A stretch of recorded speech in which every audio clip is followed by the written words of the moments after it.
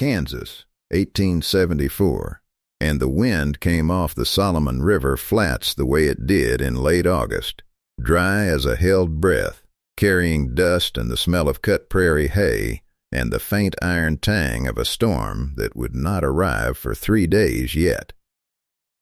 Garrett Locke was at the forge behind the barn when he heard the wagon.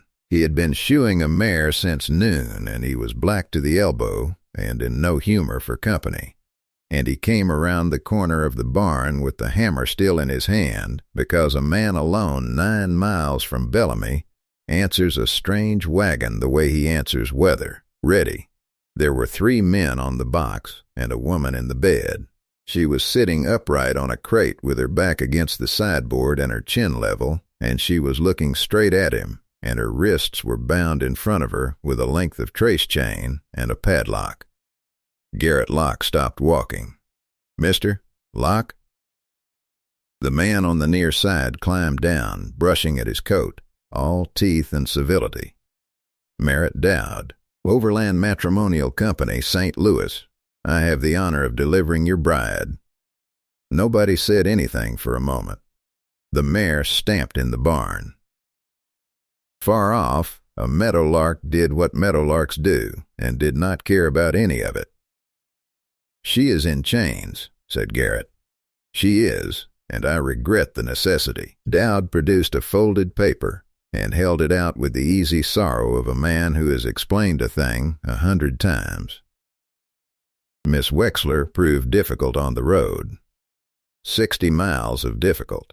She has run twice and bitten one of my men, and she has told 4 different persons 4 different stories, and I judged it kinder to bring her to you whole and secured than to leave her out on the Solomon to die of her own foolishness.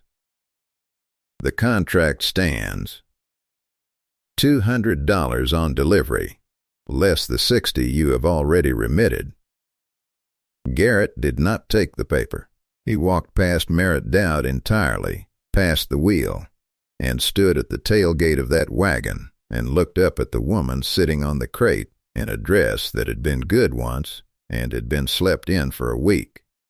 "Ma'am," he said, "do you want to be here?" It was, the 3 men on the wagon later agreed, an extremely strange question, and none of them had ever heard it asked. The woman looked down at him.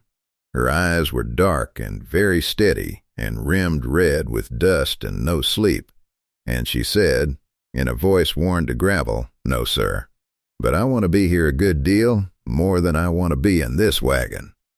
That is answer enough. Garrett Locke set the hammer on the tailgate and reached up and said, "Give me your hands." He did not have the key and did not ask for it. He walked her to the forge with the chain still on her.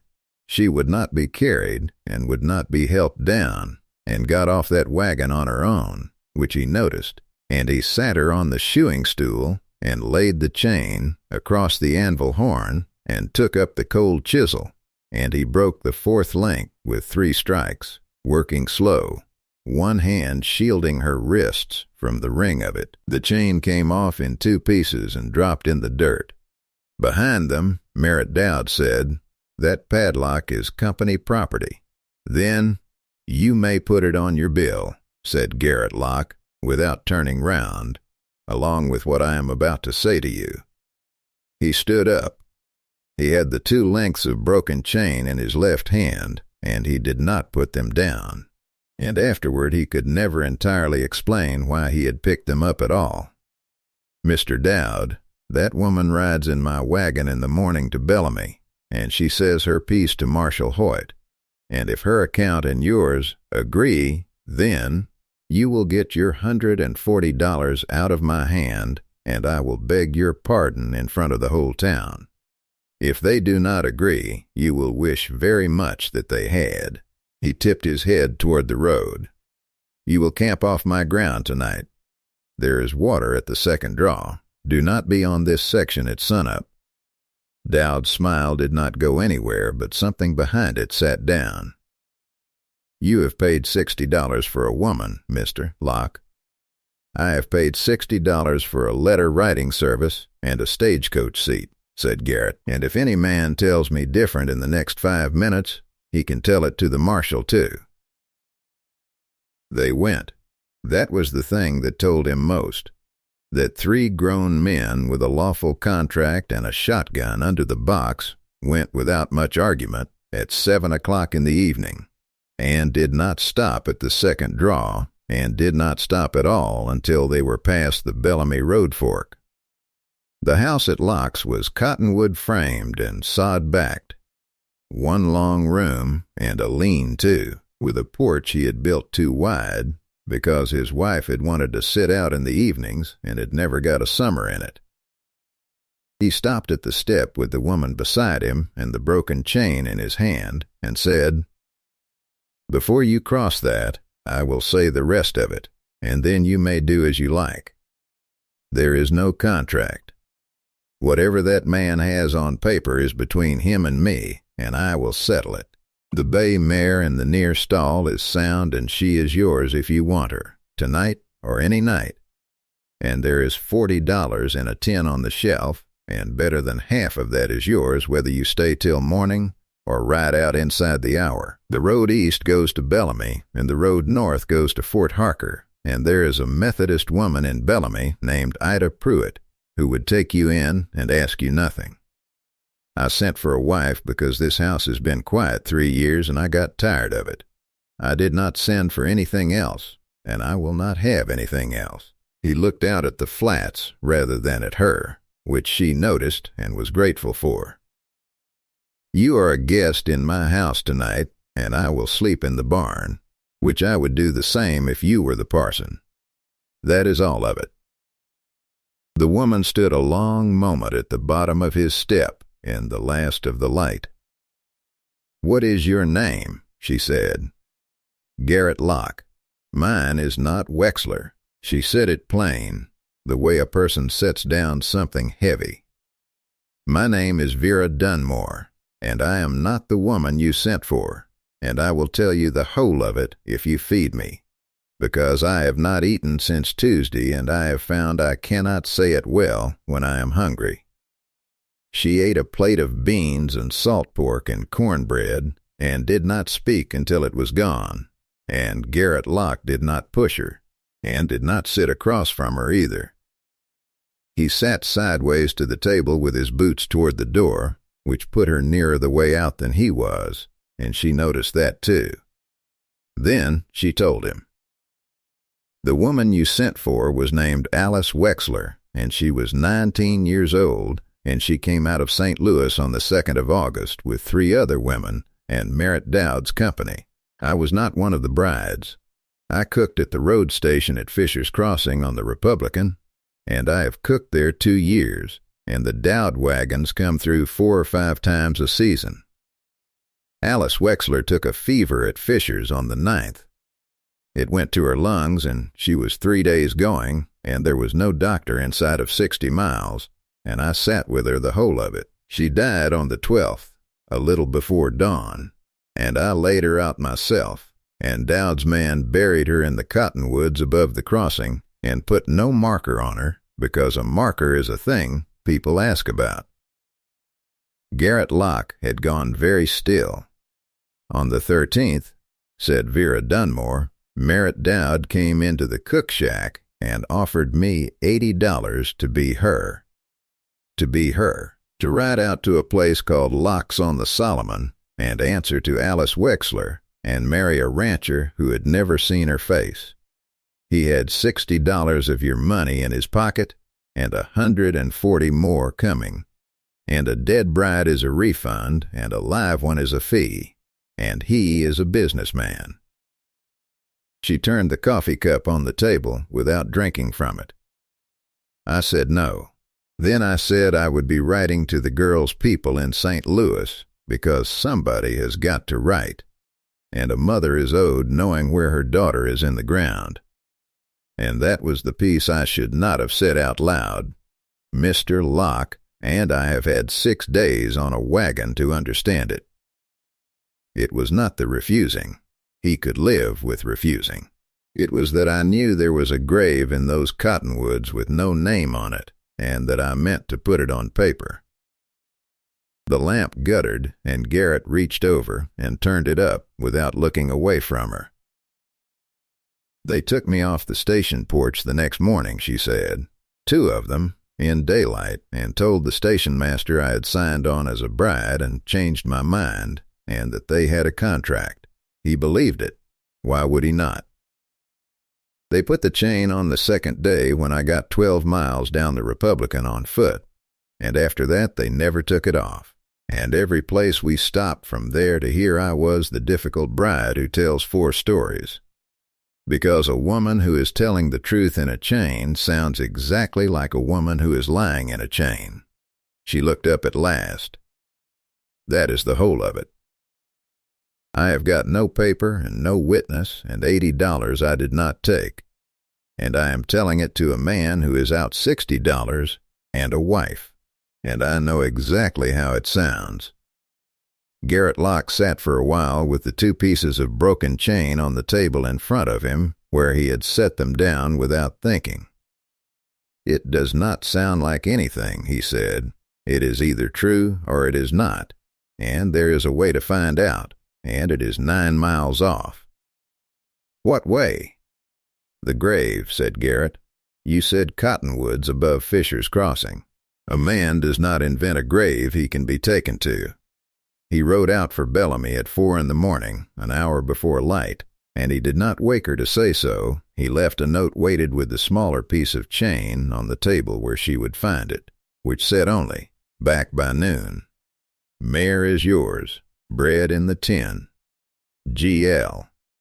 He was at Marshall Hoyt's door at 6:15, and Merritt Dowd and his 2 men were still asleep in the beds above the Bellamy house, and Garrett Locke had them all in the marshal's front office before 7 o'clock, with the town waking up outside the window.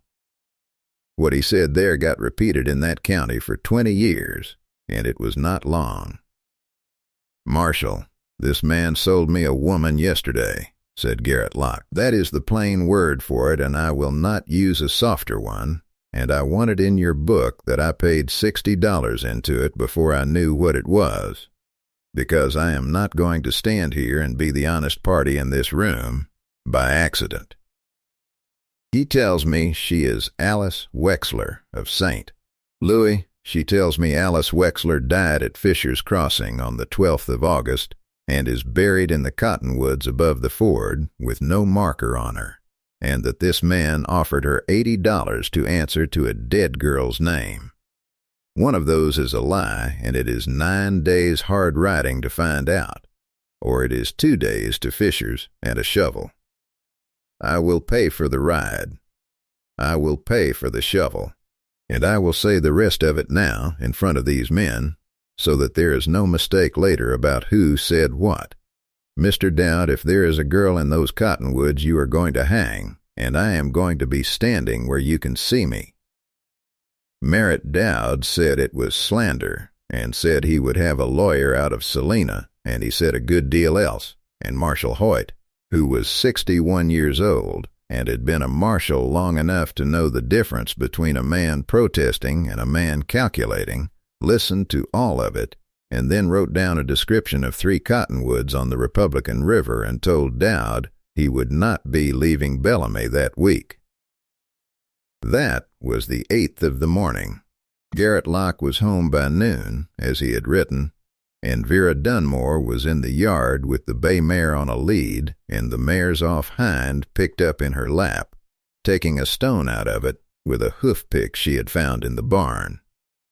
She had not gone.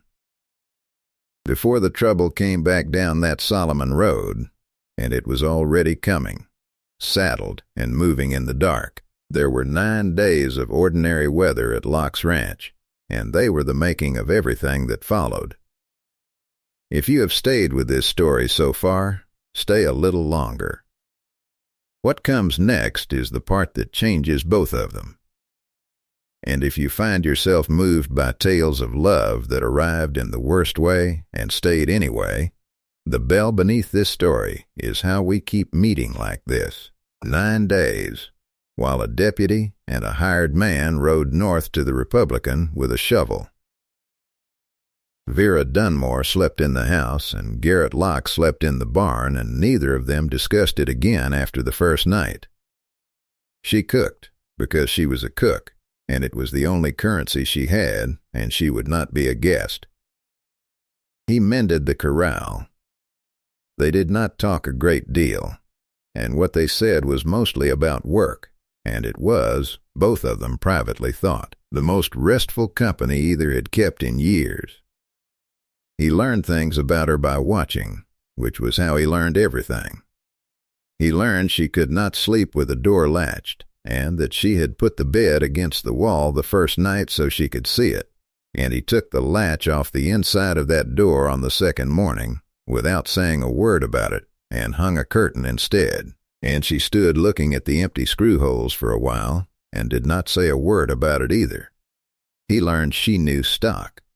She called the brindle heifer sick a day and a half before he would have seen it, and was right, and said she had learned it from a father who freighted and doctored his own teams, and had died under a wagon at Council Grove when she was 15. He learned that she flinched badly the one time he came round the barn corner with the chain iron in his hand, and that she was furious with herself for flinching, and that when he apologized she said, "Do not stop carrying it on my account. I would rather get used to iron in your hand than have you tiptoe around this yard for a year." And that was the first time he understood exactly what kind of woman had come off that wagon. On the fourth day, a neighbor came. Ida Pruitt drove out from Bellamy in a gig with a basket she did not need to bring, for the plain and undisguised purpose of looking at the woman everybody in that county was already discussing. And she looked. And she stayed 2 hours.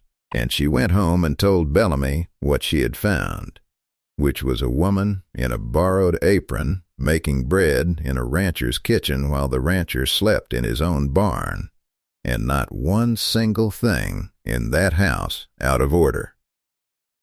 It mattered more than anything else that happened those 9 days. Vera Dunmore understood it perfectly, and so did Garrett Locke, and neither of them mentioned it, and both of them were unfailingly polite to Ida Pruitt for the rest of her natural life. "They will say it anyway," Vera said that evening, scraping the board. "Some will. I have been 6 days a difficult bride, and 4 days a woman living out here with you, Mr. Locke, and I have not yet had 1 day of being anything I chose." She said it without heat. "I am not complaining of it. I am telling you that I know what it is going to cost, and that I have decided to pay it, and I would rather you heard me decide it out loud than assumed I had not noticed." Garrett Locke set down the bucket he was carrying. "You could take the mare tomorrow," he said. "There is the $40, and there is Ida Pruitt, and the deputy will come back to Bellamy whether you are standing in this yard or not. Your word is written down in Hoyt's book already. You do not have to be here for the finding. I know it. Then why are you here?" Vera Dunmore looked at him across a kitchen that had been quiet 3 years. "Because a man asked me a question at a tailgate," she said, "in front of 3 men who were being paid not to ask it. And I have been 11 days deciding whether he meant it, and I find I would like to stay long enough to know." And on the 6th evening she asked him about the wide porch, and he told her. Her name was Susanna. We had 4 years. She died in the spring of '71, and the child with her, a boy, and they are both up on that rise under the 2 elms. He was looking out at the flats. I built this porch the winter before because she wanted to sit out and watch the light go. Never got a summer in it. And you sent to St. Louis for a stranger. I sent to St. Louis because the 3rd year I caught myself talking to the stove, said Garrett Locke. I am not a man who does well with quiet. I know that is not a romantic reason. It is a truthful one, said Vera, and I have had 6 days of a man telling a very romantic story about a contract. So I find I have gone off romance considerably. She sat down on the wide porch, on the near end of the bench, and left the far end of it empty, and Garrett Locke sat on the step instead of the bench, which was not the same as sitting beside her and was closer than he had been, and the two of them watched the light go off the Solomon Flats, and did not say anything for a long while, and it was, he thought, the first evening that porch had ever been used for the thing it was built for. The deputy came back on the 10th day. They had found her. 3 cottonwoods above the ford, 40 feet up the bank, 18 inches down, a girl of about 19 years, dark-haired, in a green traveling dress, buried without a box and without a marker. The station master at Fisher's Crossing had made a statement, and so had his wife, and the wife remembered that the cook Vera Dunmore had sat up 3 nights with the sick girl and had asked twice for the address of the family in St. Louis. Merritt Dowd was arrested in Bellamy on the 24th of August, and on the night of the 26th, his 2 men, who had not been arrested, because there was nothing yet to hold them on, came out the Solomon Road to Locke's ranch, because the whole case against Merritt Dowd was one woman's word, and one woman's word can be removed. They came at moonset, and they fired the hay first, which was the mistake, because it woke Garrett Locke in the barn. He got out with the mare and the 2 saddle horses, and he got the barn doors open, and after that it was close work in the dark between the barn and the house, and one of them put a bullet through his left side below the ribs at about 9 feet, and Garrett Locke put him down with the barrel of a rifle he had not had time to load. The second man reached the porch. Vera Dunmore met him in the doorway with a shotgun she had loaded at the table that afternoon, because a woman who has been 6 days on a wagon does not need to be told twice what the world is, and she had asked Garrett on the 4th day to show her where it hung and how it broke, and he had shown her without one word of argument, which she thought afterward was the whole of the man. She did not fire it.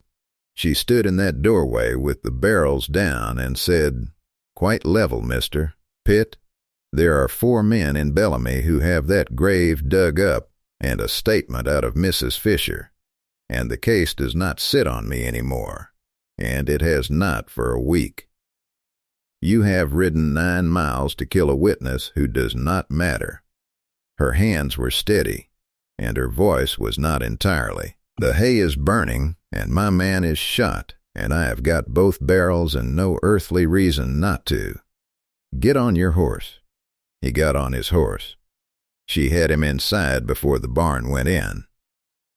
The bullet had gone through the meat below the ribs and out the back, and had not caught anything that kills a man fast, but it had bled a very great deal, and it went on bleeding. And Vera Dunmore packed both holes with clean linen and lard, and got a bandage round him tight enough that he swore at her for the first and only time in their life together, and she said, "Good, that is the right tightness," and pulled it tighter. Then she went out and put out what she could, and let the rest burn. The fever came the next night the way it does, and she sat with him through it for 2 days. And she said afterward that the strangest part of the whole business was that she had done this before, exactly this, in a cook shack on the Republican over a 19-year-old girl, and that she had lost that one, and she was not going to lose this one, and that she had never in her life prayed with such open bad temper. He came out of it on the morning of the 29th, and the first thing he saw was Vera Dunmore asleep, sitting up in a chair with a shotgun across her knees, and the second thing he saw, on the table beside the lamp, was the larger piece of the broken chain. She had washed it. There was no dirt on it at all. Merritt Dowd was tried at Salina in the November term, and was not hanged, because the doctors could not swear the girl had not died of the fever on her own, and a man cannot hang for a fever.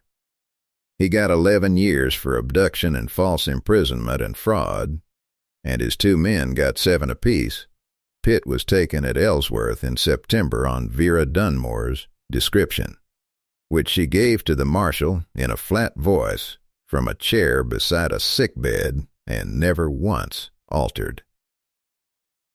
The Overland Matrimonial Company was wound up by the state of Missouri in the spring, and Alice Wexler came out of the cottonwoods above Fisher's Crossing and went home to St. Louis on the railroad in a box with her name on it, which cost $41 and which Garrett Locke paid, and about which he would never afterward permit any discussion whatsoever. Vera wrote the letter to the mother. She had said she would. They were married in the spring of 1875 in the yard by the Bellamy Circuit preacher, with Ida Pruitt and Marshall Hoyt and 11 neighbors standing in the grass. She had made him wait through the winter, and she had told him plainly why, in October, on the porch, that she would not have anybody in that county able to say she had married the man who paid $60 for her, that she wanted a season of drawing wages in his house with her own money in her own tin before there was any talk of a ring, and that if he could not stand 5 months of that, then he was not the man she had watched take the latch off a door. Garrett Locke had said that 5 months was nothing, and had then spent 5 months discovering it was not nothing at all, and had never once said so. By the summer of 1881 there was a new barn, and a second well, and 400 more acres running down toward the river, and 2 children, a girl of 5 named Alice, which nobody in that house ever explained to anybody, and a boy of 2. The porch was in use every evening it did not rain.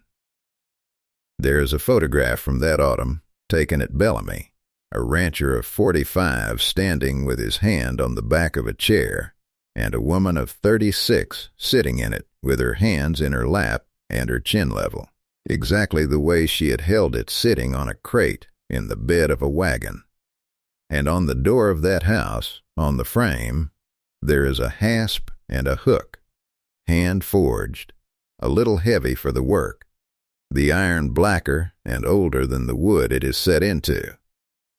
Garrett Locke made it in the winter of '75 out of 2 pieces of trace chain, and it holds the door open in the summer. That was Vera's condition, and she gave it to him at the forge, watching him work it, that whatever he made of that iron, it had to be a thing that held something open. You could have thrown it in the river, she said to him once, years on, the 2 of them on the wide porch with the light going off the flats. I could have. Why did you not? Garrett Locke thought about it for a while, the way he thought about most things. Because a man ought to keep the thing he broke, he said, not to remember them by. To remember that it came apart in 3 strikes, and that I had a hammer the whole time, and that nobody in that wagon believed I would use it, including you. Vera Dunmore Locke put her hand over her husband's hand on the bench between them. I believed it by the 2nd strike, she said. If your heart has ever leaned toward a story where love arrived, in the worst way a thing can arrive, and stayed long enough to change everything, then this story was for you. Out on the Solomon Flats of Kansas, where the wind keeps the only memory of what was, the love between Garrett Locke and Vera Dunmore became the kind that does not need anyone to remember it to be real, though the hook is still on that door frame, holding it open, and the family still knows what it was made of. If stories of frontier love that endured through hardship, cruelty, and the kind of silence only the West knows speak to you, follow the Lonesome Trail for more. Here, the love stories are quiet, the courage is real, and the last word is always worth the wait. Until the next trail.